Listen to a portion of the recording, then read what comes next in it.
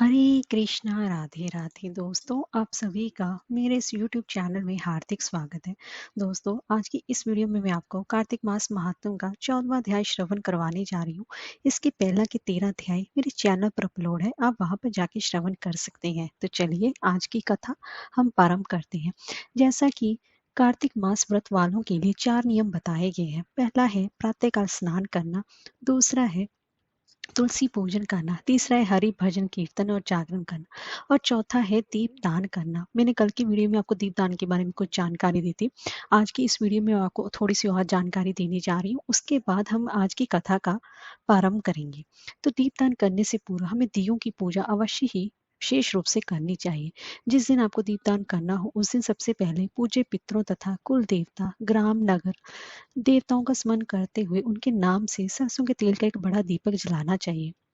ईश्वर से इस दीपदान को ग्रहण करने का आग्रह करते हुए अपना दिन दिन उस दिन नाम, गोत्र तथा अपना स्थान को बताते हुए कहना चाहिए, कृपया मेरे जीवन मार्ग में आप रोशनी प्रदान करें।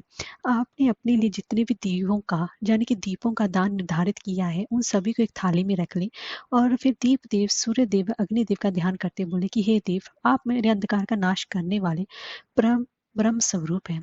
मेरे द्वारा की गई पूजा को आप ग्रहण करें तथा मुझे तेज की वृद्धि प्रदान करें। देव को प्रणाम करें, उसके पश्चात पुष्प अर्पित करें। फिर आपके मन की मनोकामना का वर्णन करते हुए ईश्वर से उसे पूरा करने का आग्रह करना चाहिए।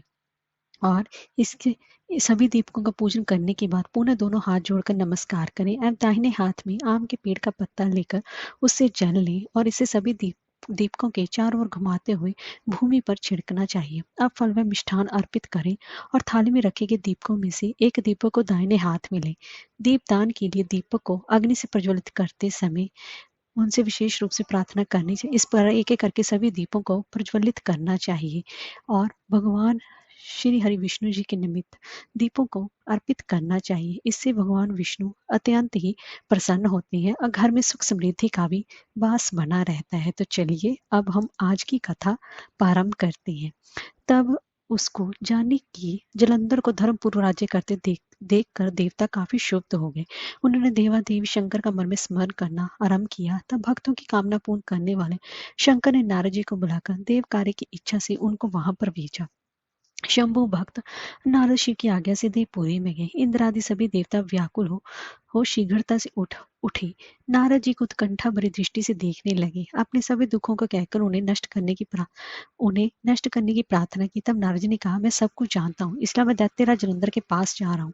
ऐसा कहकर नारद जी देवताओं को आश्वासित कर जलंधर की सभा में गए। जलंधर ने नारद जी के चरणों की पूजा करते हुए हंसते हुए कहा कि हे ब्राह्मण, कहिए आप ये कहाँ से आ रहे हैं और यहाँ कैसे आए हैं? मेरे योग्य जो सेवा हो उसकी आज्ञा दीजिए। नारद जी प्रसन्न होकर बोले कि हे महाबुद्धिमान जलंधर, तुम धन्य हो। मैं स्वेच्छा से कैलाश पर्वत पर गया था, जहाँ 10,000 योजनों में कल्प वृक्ष का वन है।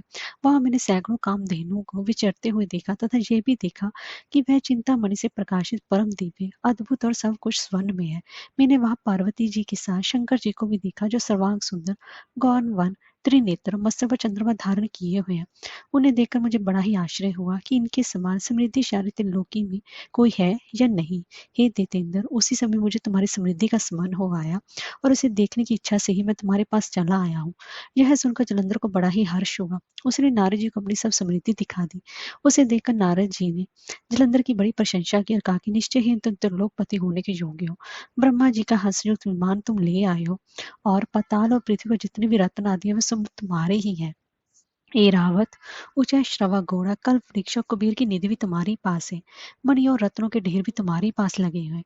इससे मैं बड़ा ही प्रसन्न हूँ, परंतु तुम्हारे पास कोई स्त्री रत्न नहीं है। उसके बिना तुम्हारा ये सब कुछ फीका है। तुम किसी स्त्री रत्न को ग्रहण करो। नारद जी के ऐसे वचन सुनकर दैत्यराज काम से व्याकुल हो गया। उसने नारद जी को प्रणाम कर पूछा कि ऐसी स्त्री कहाँ मिलेगी जो सब रत्नों में श्रेष्ठ हो।